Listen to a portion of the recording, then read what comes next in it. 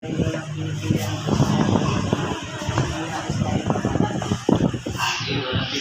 Diyos. Mayaman mo ngayon.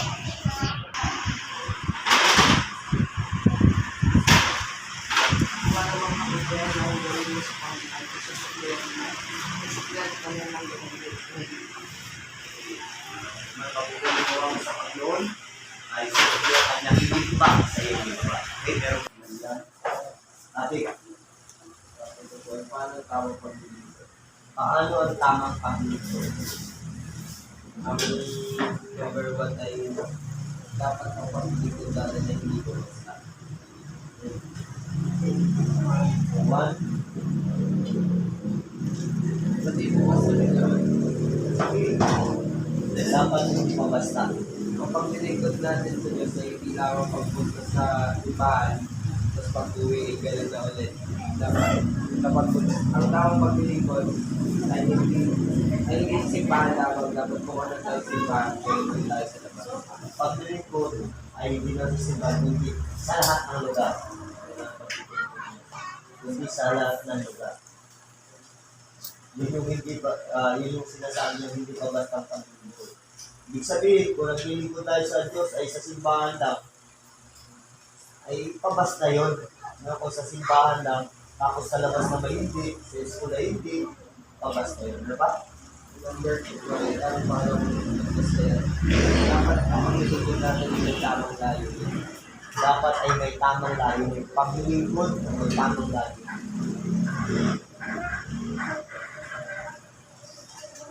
Pinag-pray mo na. Please naman. Mamaya, di pa kami tapos. Ano? Dapat ang layunin natin ay paglingkuran ng Diyos. Meron po kasi ibang Kristyano na naglilingkod namin kahit si sister at si brother. Kaya pag nawala na si sister at si brother, wala na din sila. Naglilingkod para lamang sa, hindi talaga para sa Panginoon, kundi sa ibang layunin. Iba ang layunin. Okay. Meron ba? Pangatlo. Ang pagpapala sa tamang paglilingkod. Ang pagpapala sa tamang paglilingkod. Ang tinutukan ko sa pagpapala sa tamang paglilingkod yan, magkakaroon tayo ng buhay na walang hanggan. Sabi ko doon sa verse 8. Magkakaroon tayo ng buhay na walang hanggan. Lahat na mabuting gawin natin ay gaganting ng Diyos. Kaya, sa tamang paglilingkod, meron tayong buhay na walang hanggan. Meron buhay na walang hanggan sa tamang paglilingkod. Ibig sabihin, pag hindi tamang paglilingkod, ay questionable ang buhay na walang hanggan. Tama? Ano ba? Okay. Sige. Brother Jacob. Okay. Anong kaya sa kalooban sa Panginoon at hindi na tao? Bakit kailangan natin maglingkod ng masayang kalooban sa Panginoon at hindi sa tao? Kung mahaba ang iyong topic. Pero okay lang. Sa susunod, sisikapin nyo na ang topic ay maiksi lang para natatandaan ng nakikinig. Natatandaan ng makikinig. Pag mahaba kasi, hindi na nila matatandaan lahat. Kaya sisikapin yung maiksi lang. Ang iyong topic, ulit niya. Bakit natin kailangan maglingkod ng masaya sa kalooban sa Panginoon at hindi sa tao? Ano ang purpose mo? Dahil ang Diyos ay mapalibig. Dahil ang Diyos ay mapalibuguin, kaya dapat maglingkod tayo sa Diyos na may kaayusan. Hindi ko sa tao. Dahil ayaw ng Diyos na mapapatuloy sa iba. Gusto niya po sa kanya lang. Exodus 20 verse 5. Gusto ng Diyos na siya ngayon.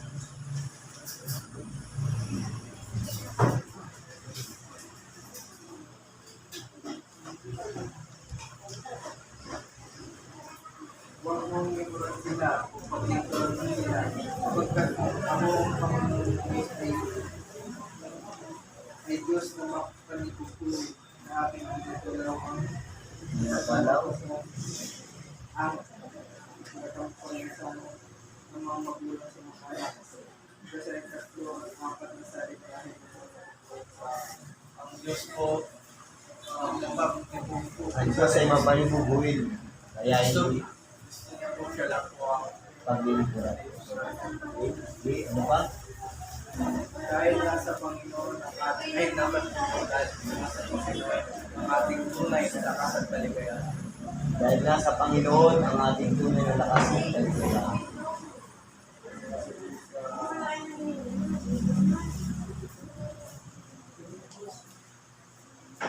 May verse? Ano verse?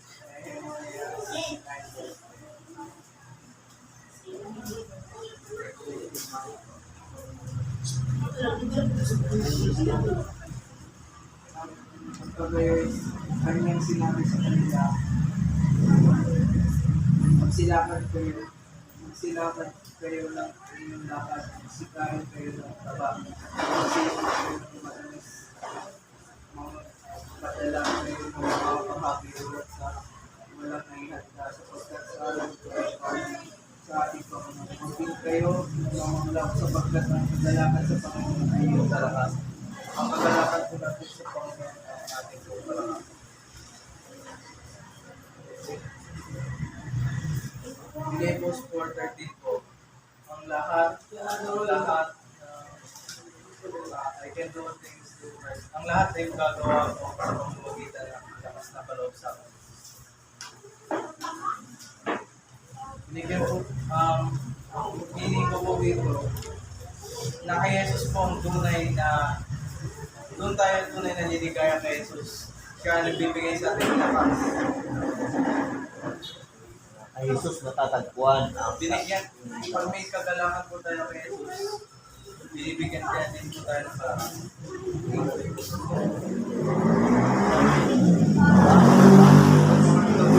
Dahil mahal tayo ni Kristo.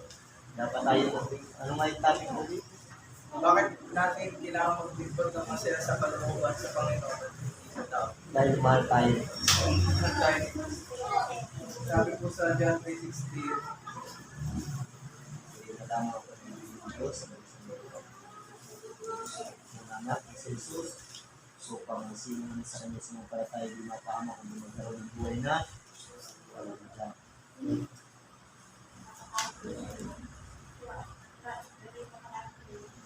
kapag gayon na lamang ang pag-ibig ng Diyos sa sangkatauhan, kaya binigyan niya ang kanyang kaisa-isang anak upang sino man sumampalataya sa kanya ay hindi mapahamak o magkaroon ng buhay na walang hanggan.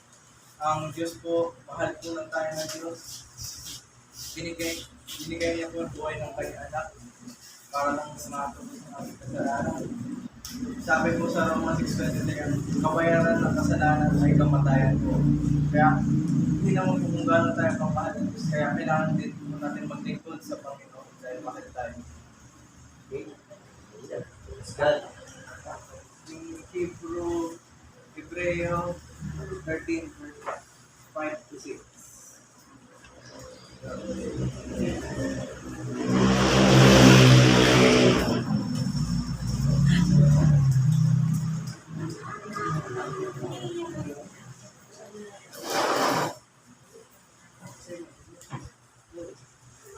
Huwag kayong magmukhang pera at masiyahan na kayo sa anumang nasa inyo. Sapagkat sinabi ng Diyos, hindi kita iiwan, ni pababayaan man. Kaya malakas ang loob natin masasabi, ang Panginoon ang tumutulong sa akin. Hindi ako matatakot. Anong magagawa sa akin ng tao? Ang sinasabi po diyan, ang Diyos po, hindi po tayo papabayaan o iniwan dahil mahal niya po tayo. At wala pong gagawa sa atin ng tao. Dapat natin paglingkuran ng Diyos dahil hindi niya tayo pababayaan. Si Jacob ay first time nakasali. First time ko ba nakasali? Pangatlo. Hindi po first time. Ang first time ay si Sali. Doon tayo nasa itaas, sali siya tayo ng tayo. Ikaw ay first time. Ikaw first time si brother Nico. Sino? Sige. sige, General, ikaw muna. Sabi ko yung paglilingkod ng masaya at malaya sa kabigatan. Paglilingkod ng masaya at malaya sa kabigatan. Okay, sige. Anong puntos? Masaya sa paglilingkod kahit nahihirapan o kabigatan. Dahil ito sa lakas na kaloob sa ating Dahil sa lakas na kaloob ni Kristo. dapat natin simulan tayo ay malaya at huwag natin gamitin sa mga sa 1 Peter 2 verse 6. Huwag gamitin sa walang kabuluhan ang kalayaan. Tulad na sa malaya, subalit huwag namin gawin bilang sa paggawa ng kasamaan yung kaya sa bilang maalikon. Okay, Ang wag, pagkakay ay hindi po natin abuso yung pagiging malaya. Pag gusto ko tayo, isisip ko natin, hindi na tayo sa kawal yung okay, ang pinakang punto, huwag gamitin ang kalayaan sa walang kabuluhan. Okay, yes. 1 Peter yung po tayo makamit sa paggawa ng paggawa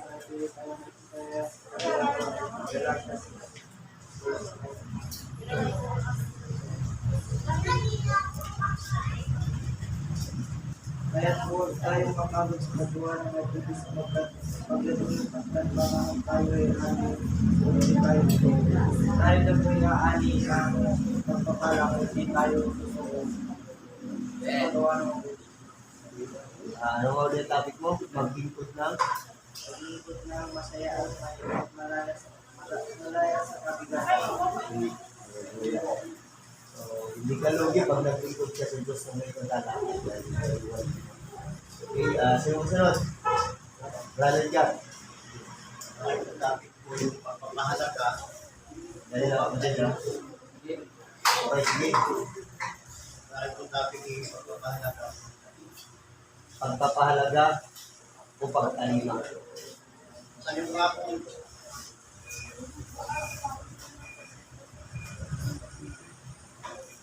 Basa.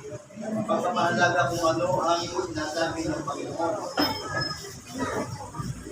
Mahalaga ang una yung kung sinasabi ng Panginoon. So, nalagyan mo lang po siya ng isang verse lang siya, sabi ko,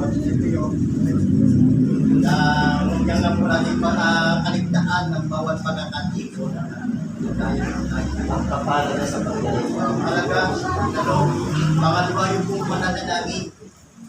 Pagpapahalaga sa pananalangin. Pangatlo, sabihin kung ano ang kabutihan ng Panginoon.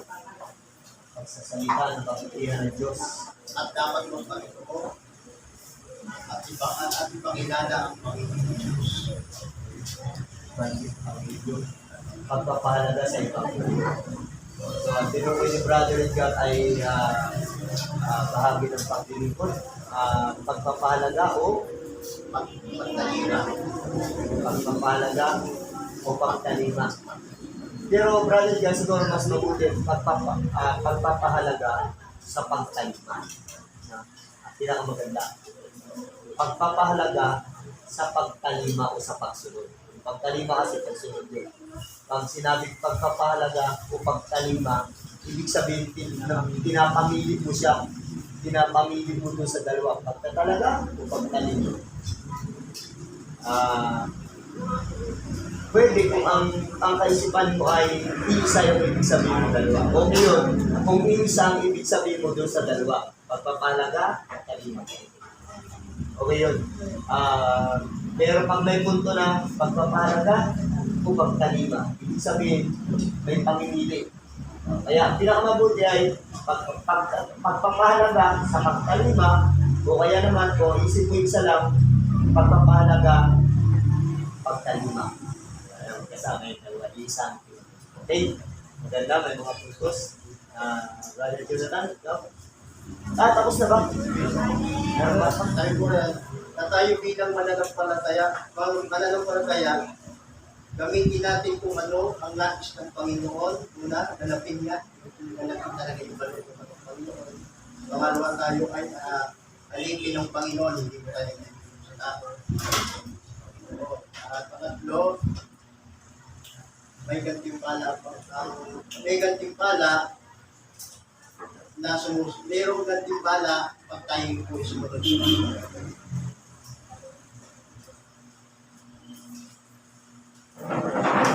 There is a blessing if we obey God's command. Ganda lang ang puntos ni Brother God. Okay, may pagpapala. Okay, sige Brother Jonathan. Ayun.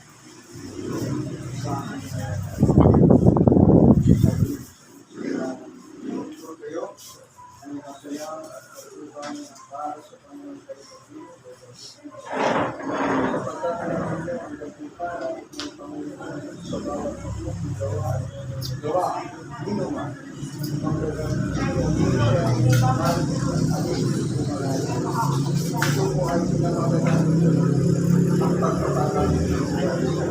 Ang pagpapagamit ng buhay sa Diyos. bawat isa ay maaaring gamitin ng Diyos. Ano yan? Puntos na? Hindi ba po? Yung ano lang siya, sa mga ganitila. Maging bata man tayo, or may edad na, walang pinipili ang Diyos, lahat ay maaaring gamitin na kasangkapan ng Diyos para mag-abot ng maraming kaluluwa na wala pa sa kanila. Lahat ay pwedeng gamitin ng Diyos para sa pag-abot ng kaluluwa. Okay. Intro, lahat ay pwedeng gamitin ng Diyos sa paglilingkod sa atin. Yan ang pinakamabilis na paglilingkod niya. Lahat ay pwedeng gamitin ng Diyos. Paano tayo Puntos na yan, kapatid. Puntos na. paano tayo gamitin, paano tayo magsimula para gamitin ng Diyos? Unang puntos po kailangan po na ipatubos muna natin ang ating buhay sa Diyos. Tuloy-tuloy. Pangalawa, ayusin natin ang ating pagtutulog sa harapan ng Diyos. At ang pangatlo, paano natin maayos, mayroon pong mga paraan para sa ating pagtutulog. Una ay palagi tayo sa Diyos, palagi nagbabasa sa salita ng Diyos, palagi nagdadalo sa gawa ng Panginoon. Pangatlo, panghuli ay mayroong lugar na ugang timpala sa gumagawa ng kalooban ng Diyos. Ito ay isang pangako ng Diyos ayon sa Mateo 6:33, Mateo 5:11. Mahalaga na tayo bilang kasangkapan ng Diyos gawin natin na ipagamit natin ang buhay natin.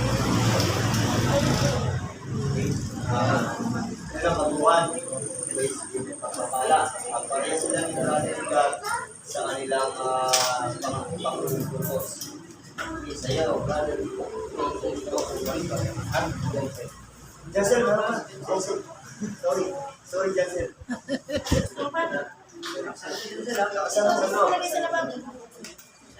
Lapit-lapit ka para ma-record ka ng mga yes. Okay? Ang paglilingkod sa Diyos. Ating.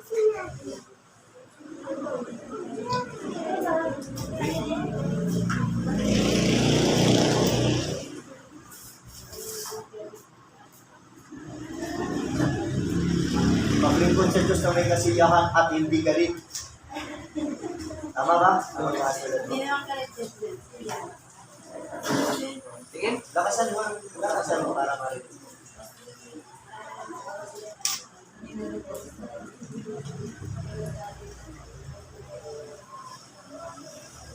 Okay, paglingkod sa Diyos ng masaya, hindi nagagalit at huwag gumawa ng masama.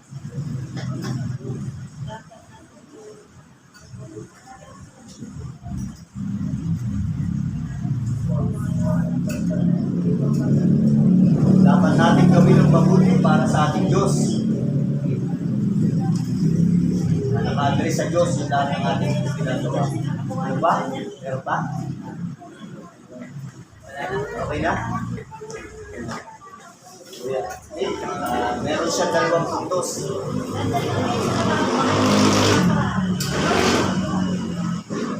Sige, si Brother Nico. Anong Anong naisip mong pwedeng topic?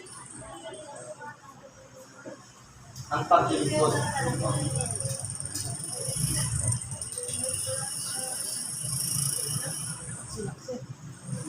Maglilingkod sa Diyos na buong buhay ng may mabuting kalooban. Ang paglilingkod sa Diyos ay paglilingkod sa Diyos ng buong buhay na mayroong mabuting kalooban. Amen.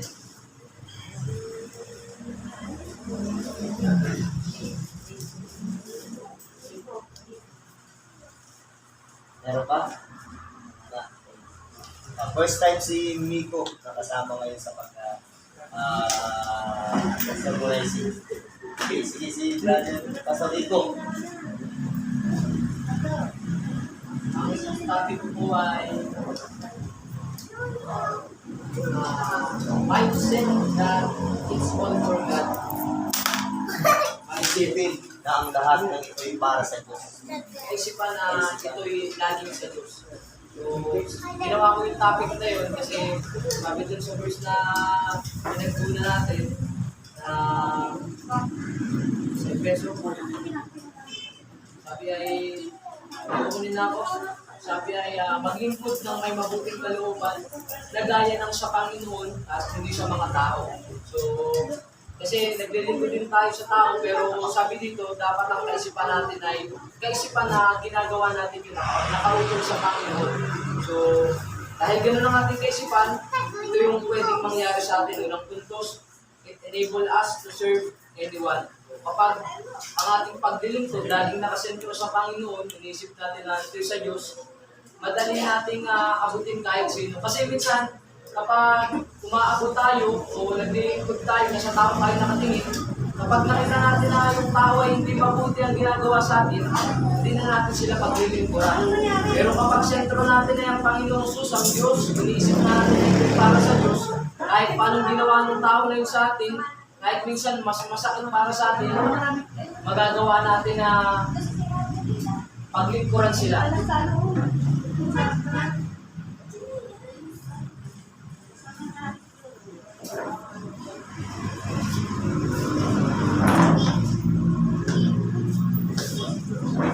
So, yun po ang unang puntos. It enable us to serve anyone. Dahil nga kaisipan natin yung ilagi sa Diyos, hindi mahirap na maglingkod sa iba. Colossians chapter 3 verse 17, gawin ninyo sa pangalan ni Jesus. So, kapag doon naka-center, magagawa natin kahit kanino na maglingkod. So, kumbaga yung humbleness, may magagawa natin. Pangalawa, it pushes us to serve with love and joy.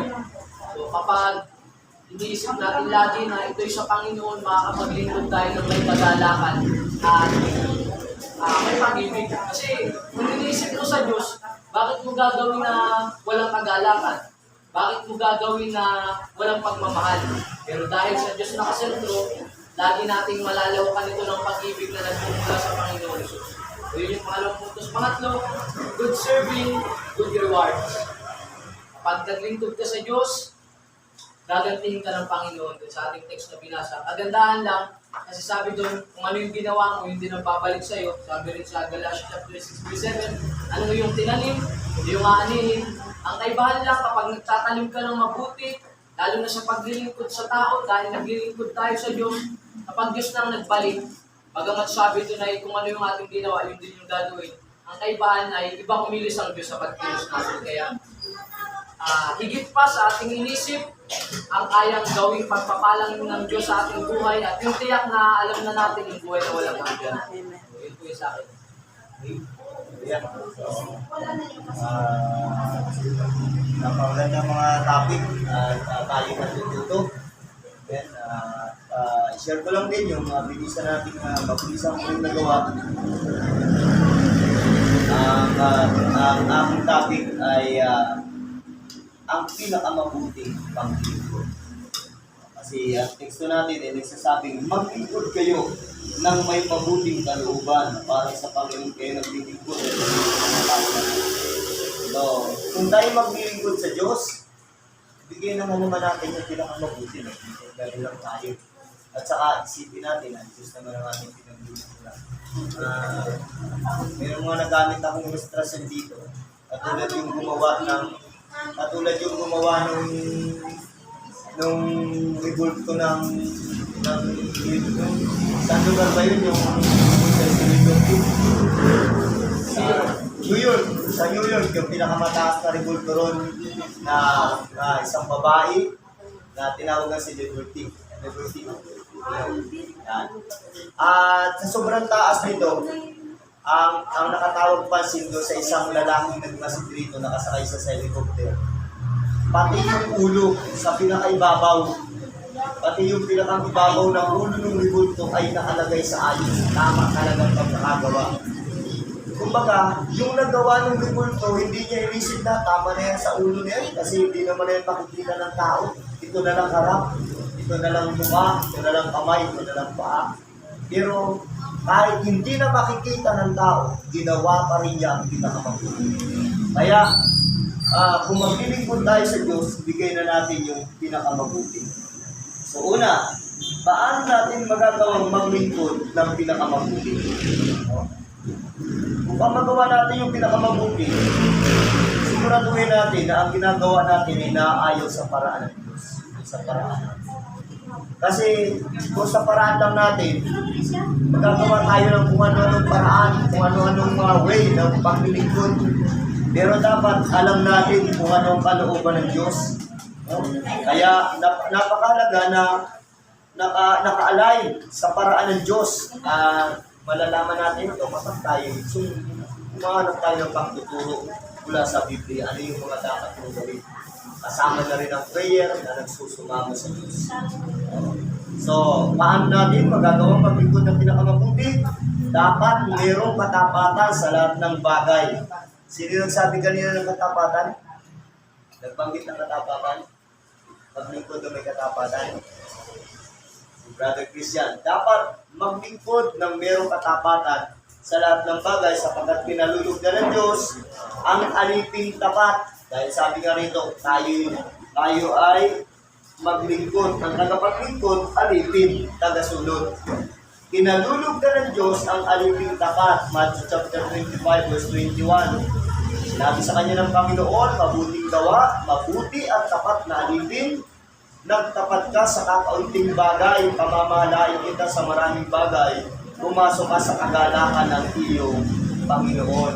No? Bilang servant, bilang manggagawa, dapat gawin natin ang may katapatan ng lahat ng ating ginagawa. So, paano pa natin magagawang maglingkod ng pinakamabuti?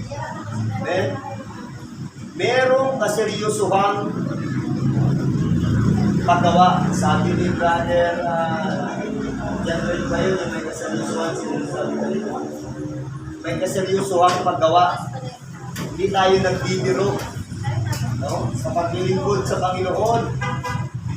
Dahil ang Diyos ay hindi na pabibiro. Galasya kapitulo 6, talatang 7. Huwag kayong padaya, ang Diyos ay hindi na pabibiro sapagkat ang lahat ng inasip ng tao ay siya rin naman niyang aanihin. Kaya kung maglilingkod tayo sa Diyos, pinakamabuti, huwag natin gawing biro ang ating paglilingkod sa Diyos. Maraming tao ang ginagawa lang nilang walang kaseryosohan ang kanilang paglilingkod, pagsamba. Wala silang kaseryosohan na tila ba gusto lang nilang pagbigyan yung nag-invite sa kanila, gusto lang nilang ipakita sila rin ay naniniwala sa Diyos. At yung iba naman, gusto lang ng pagpapala. Kaya pag wala ng pagpapala, wala na rin sila. Kaya walang kaseryosohan. Hindi nalulugod ng Diyos sa walang kaseryosohan paglilingkod. Ano ba ang pinakamabuting paglilingkod? Paglilingkod na mayroong katsagaan. No? May nagbanggit dito kanina yung Galatia chapter 6 verse 9. Brother Jacob yata, Galatia chapter 6 verse 9. No? Sabi ng Galatia chapter 6 verse 9, at huwag tayong mga pagod sa paggawa ng mabuti, sapagkat sa kapanahunan ay magsisipag-ani tayo kung hindi tayo maging pagod. So ang isang mabuting paglilingkod ay may katsagaan. No? Hindi yung pakitang tao lang. Merong mga uri ng paglilingkod na magaling lamang sa simula, maganda lamang sa una, at hindi ito kinalulugdan ng Diyos. Ayaw ng Diyos ng mga quitter o ayawin. No? No, yung kaunting problema lang ay ayaw na, tumitigil na sa paglilingkod, ayaw na agad sumunod. Hebreo chapter 10, verse 38, ngunit ang aking lingkod na matuwid ay mabubuhay sa pananampalataya at kung siya ay tumulong, ay hindi kalulugdan ng aking kaluluwa. Kaya upang makapaglingkod tayo ng mabuti, lakipan natin ito ng katsagaan. Huwag maging ayawin, huwag atrasin sa paglilingkod sa Diyos. Paano pa natin magagawa ang paglingkod na pinakamabuti? Maglingkod na hindi lamang sarili ang iniisip. No? Paglingkod na hindi sarili lamang iniisip, related ito doon sa mga puntos ni Pastor Rico. No? Na isipin mo na ang ginagawa mo ay sa Diyos. Kasi kung isipin mo lamang ay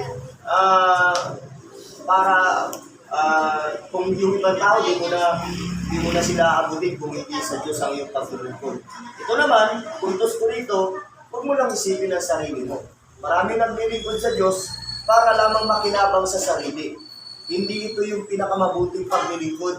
Ayaw ng Diyos na tayo maging makasarili. Gayahin natin si Haring Solomon. Sa 2 Chronicles chapter 1, verse 10 to 12, sabi ni Haring Solomon, bigyan mo ako ngayon ng karunungan at kaalaman dahil siya noon ay papasok na sa paglilingkod. Bigyan mo ako ngayon ng karunungan at kaalaman upang ako'y makapaglabas, pumasok sa harap ng bayan ito, sapagat sino makakahatol dito sa iyong bayan na totoong malaki.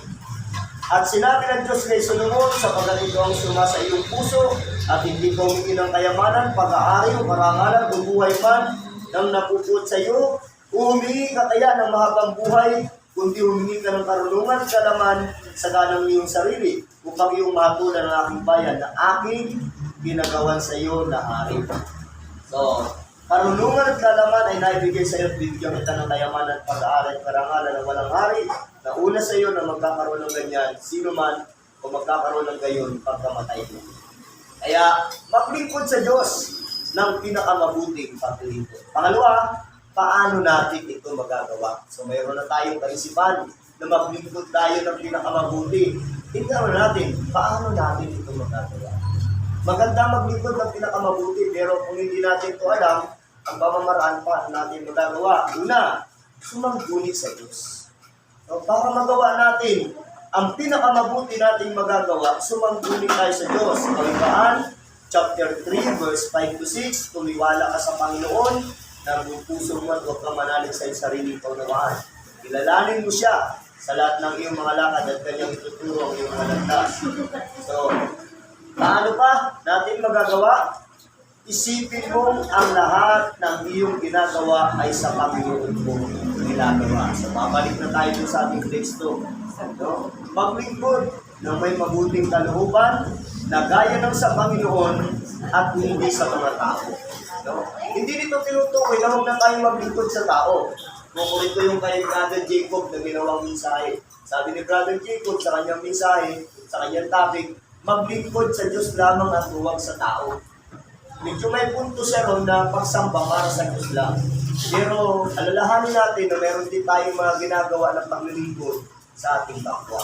Pero habang ginagawa natin ito sa ating kapwa, isipin natin na kaya natin ito ginagawa hindi lang para sa Kanya, kundi para sa Diyos. No? Kaya upang magawa natin ang pinakamabuting paglilingkod, i-address mo sa Panginoon ang iyong ginagawa. So, pangatlo, na puntos, kapag kakatulad kami, si Brother Edgar, Brother Jonathan, si Brother Rico, ako, yung reward. May reward mula sa Diyos, resulta ng mabuting paglilingkod ni Brother Christian, meron din nun. So, Ephesians chapter 6 verse 8, yamang napag-alaman na anumang mabuting bagay na gawin ng bawat isa ay gayon din muling tatanggapin niya sa Panginoon maging alipin. Hindi tayo lugi kung ibibigay natin sa Diyos ang pinakamabuti natin paglilingkod. So, salamat, may mga mensahe tayo nakuha. Kapagdaan nyo, isa sa pinakamagandang mensahe, mga kapatid, na inyong gagawin, sikapin nyo na pagdating sa dulo, ipakita nyo ipakita nyo ang kabutihan ng Diyos. Kailangan mauwi ito sa biyaya o pagganti ng Diyos. So, kaya, ako natatandaan ko, wala pa akong sermon na nabuo, na ang kahulihan ay puro hataw tayo. Lagi ng kahulihan ko na nabubuo sa aking mensahe ay nandun ang pagpapalan. Nandun ang pagkilos ng mga. Yeah. So, magkagayon pa man, magagandamin yung mga naisip at ibigin natin sa Panginoon na yan ay improve pa ng Diyos sa pag-uusap sa atin. Sa tayo manalangin. Hallelujah. Diyos, ang banal na makapangyarihan sa lahat, maraming pong salamat sa iyong biyaya at pagkakataon na kasama ko ang mga kalalakihan, Panginoon, na kami po'y nakapagtuturo ng mga sermon mula sa iyong salita. Aking dalangin ang kaisipan na inilagay mo sa kanila. Lalo mo pang palaguin, Panginoon, upang dumating ang pagkakataon, magamit ko po sila sa pagahayag ng iyong salita. Bless mo po ng dagdag ng karunungan, alaman ang bawat isa sa akin. Salamat po. Ito po aming panalangin sa mga Jesus. Amen.